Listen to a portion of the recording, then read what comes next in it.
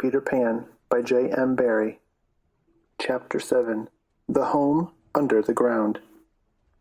One of the first things Peter did next day was to measure Wendy and John and Michael for hollow trees.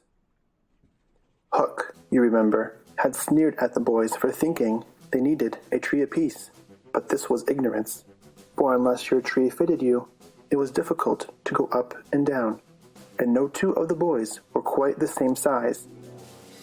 Once you fitted, you drew in your breath at the top, and down you went at exactly the right speed, while to ascend, you drew in and let out alternately, and so wriggled up. Of course, when you have mastered the action, you are able to do these things without thinking of them, and nothing can be more graceful.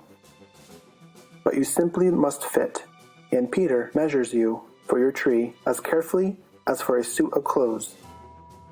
The only difference being that the clothes are made to fit you, while you have to be made fit the tree.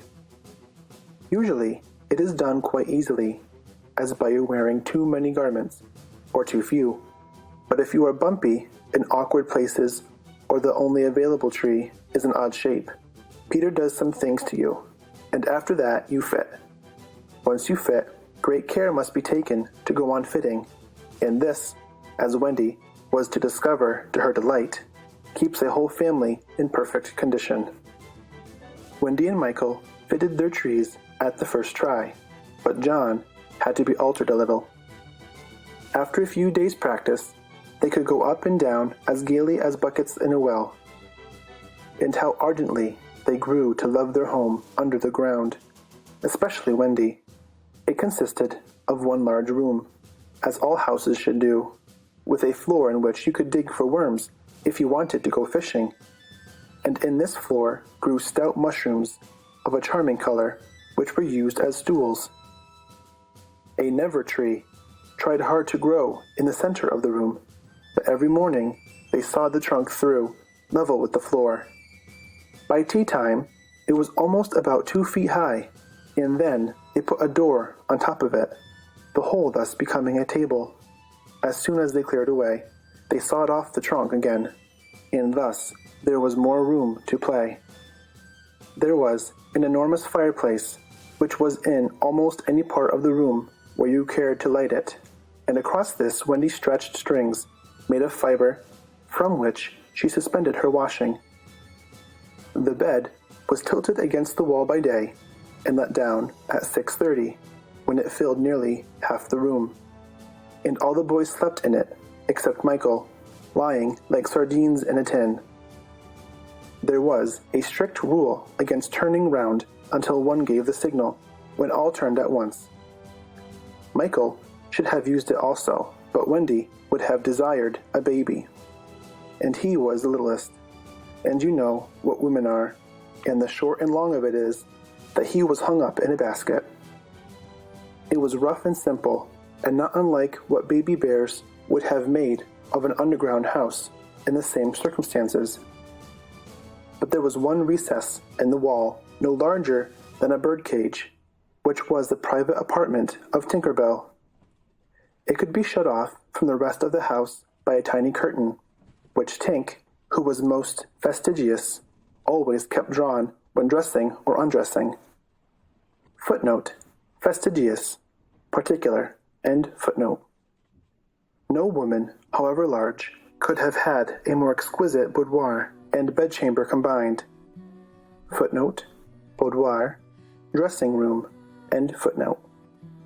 The couch, as she always called it, was a genuine Queen Mab, with club legs, and she varied the bedspreads according to what fruit blossom was in season. Her mirror was of Puss in Boots, of which there are now only 3, unchipped, known to fairy dealers. The washstand was pie crust and reversible. The chest of drawers an authentic Charming the 6th, and the carpet and rugs the best period of Marjorie and Robin. There was a chandelier from Tiddlywinks for the look of the thing, but of course she tilt the residence herself. Tink was very contemptuous of the rest of the house, as indeed was perhaps inevitable. And her chamber, though beautiful, looked rather conceited, having the appearance of a nose permanently turned up. I suppose it was all especially entrancing to Wendy, because those rampageous boys of hers gave her so much to do. Really, there were whole weeks when, except perhaps with a stocking in the evening, she was never above ground. The cooking, I can tell you, kept her nose to the pot, and even if there was nothing in it, even if there was no pot, she had to keep watching that it came a-boil just the same. You never exactly knew whether there would be a real meal or just a make-believe. It all depended upon Peter's whim. He could eat, really eat, if it was part of a game, but he could not stodge, just to feel stodgy, which is what most children like better than anything else, the next best thing being to talk about it. Footnote: stodge, cram down the food. Stodgy, stuffed with food. End footnote. Make-believe was so real to him that during a meal of it you could see him getting rounder.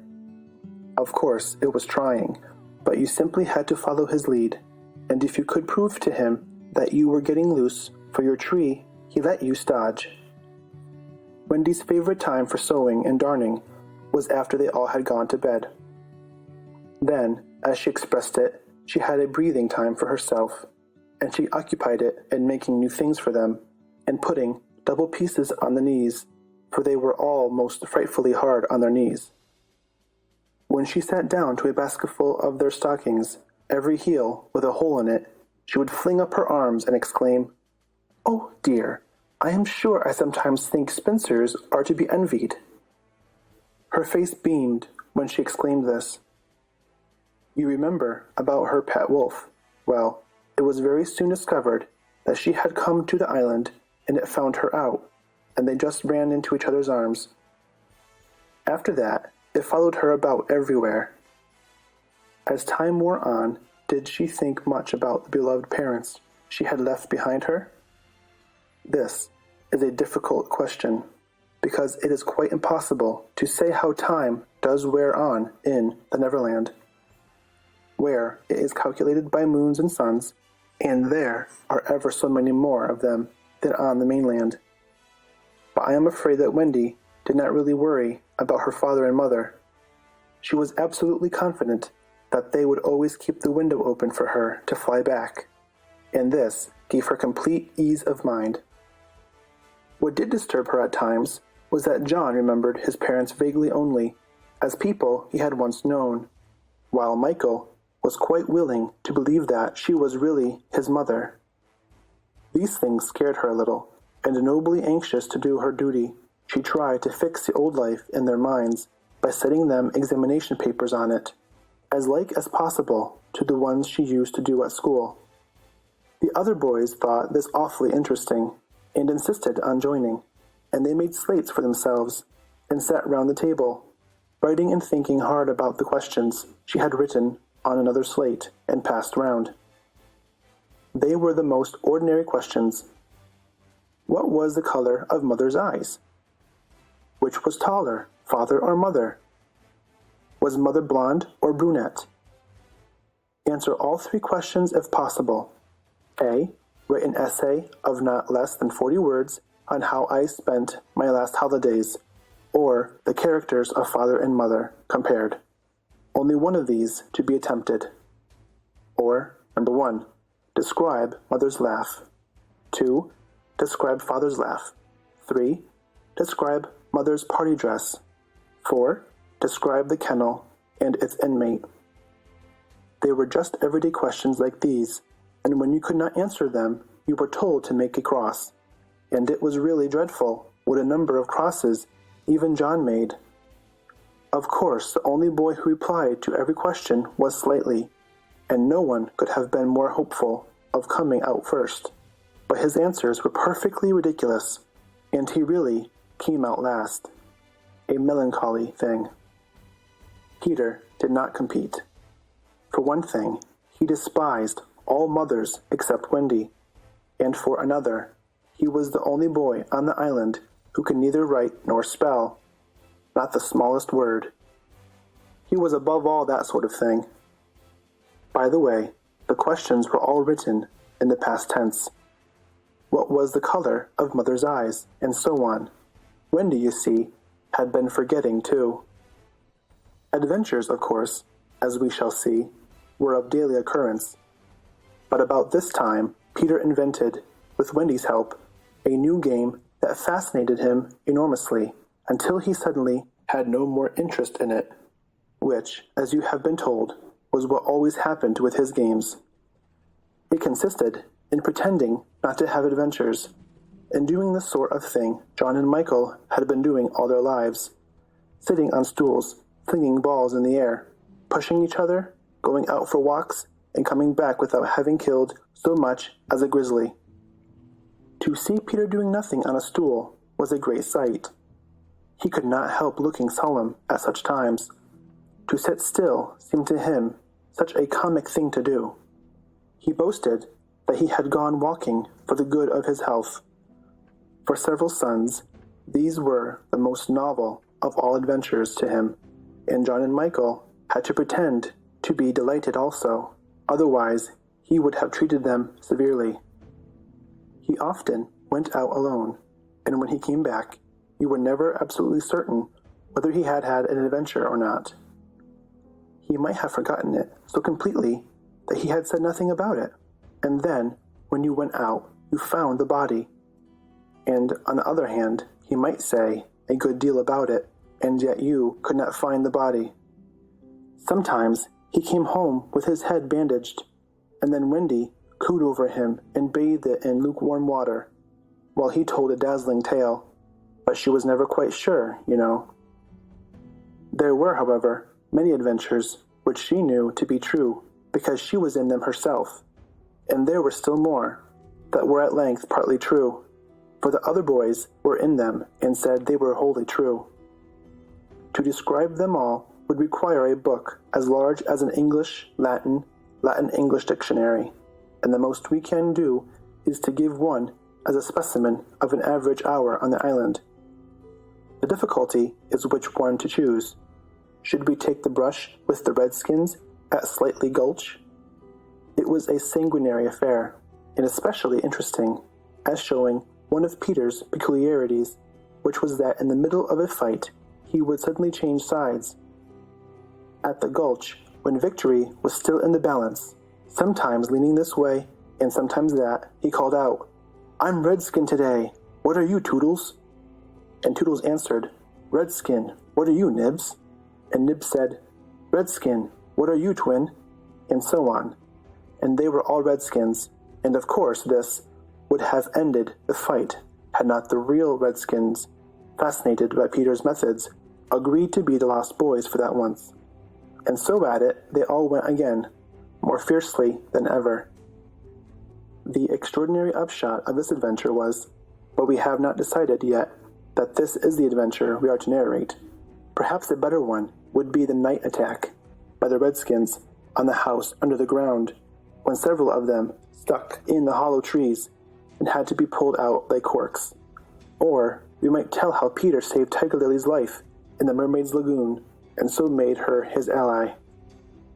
Or we could tell of that cake the pirates cooked so that the boys might eat it and perish, and how they placed it in one cunning spot after another, but always Wendy snatched it from the hands of her children, so that in time it lost its succulence and became as hard as a stone, and was used as a missile, and Hook fell over it in the dark. Or suppose we tell of the birds that were Peter's friends, particularly of the Never bird that built in a tree overhanging the lagoon, and how the nest fell into the water, and still the bird sat on her eggs, and Peter gave orders that she was not to be disturbed. That is a pretty story, and the end shows how grateful a bird can be. But if we tell it, we must also tell the whole adventure of the lagoon, which would of course be telling two adventures rather than one. A shorter adventure, and quite as exciting, was Tinker Bell's attempt, with the help of some street fairies, to have the sleeping Wendy conveyed on a great floating leaf to the mainland. Unfortunately, the leaf gave way, and Wendy woke, thinking it was bath time, and swam back.